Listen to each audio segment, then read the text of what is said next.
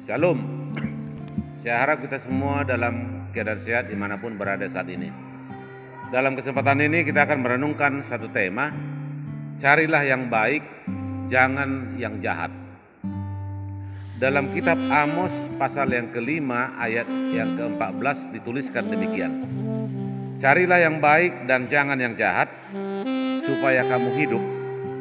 Dengan demikian Tuhan Allah semesta alam akan menyertai kamu seperti yang kamu katakan. Bukankah saat orang bicara mengenai kita di belakang kita, itu tandanya kita sedang ada di depan? Bukankah saat orang merendahkan kita, itu tandanya bahwa kita lebih tinggi dari dia?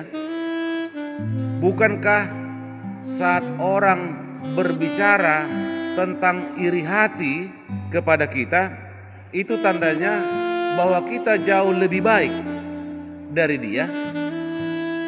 Bukankah saat orang berbicara yang buruk mengenai kita, itu artinya bahwa hidup kita lebih baik dari mereka? Yang penting kita harus bisa buktikan bahwa kita tidak sama seperti yang mereka ucapkan. Dan kita pun jangan bicarakan mereka seperti yang mereka lakukan kepada kita. Apa yang tidak ingin orang lakukan kepada kita, maka kita juga jangan mau melakukan itu kepada orang lain. Buktikan kalau kita jauh lebih baik dan lebih bijak untuk berbuat kebaikan. Tidak banyak orang yang bisa mencapai kepuasan hidup, karena kebanyakan orang hanya mensejahterakan dirinya sendiri. Ingat, di saat kita menanam padi, rumput akan ikut tumbuh. Namun ketika kita menanam rumput, tidak pernah tumbuh padi. Artinya, di saat kita melakukan kebaikan, kadang hal-hal buruk juga akan menyertai. Namun ketika kita melakukan keburukan, tidak akan pernah terjadi kebaikan di dalamnya. Karena itu, jangan bosan untuk berbuat baik, meskipun tidak sempurna. Manusia yang sempurna itu justru karena dia memiliki kekurangan dan kelebihannya. Lakukan terus kebaikan demi kebaikan, bukan karena ingin pujian, tapi karena itulah yang dikehendaki oleh Tuhan dalam hidup kita. Jangan lakukan kebaikan hanya untuk mendapatkan kebaikan dari orang lain.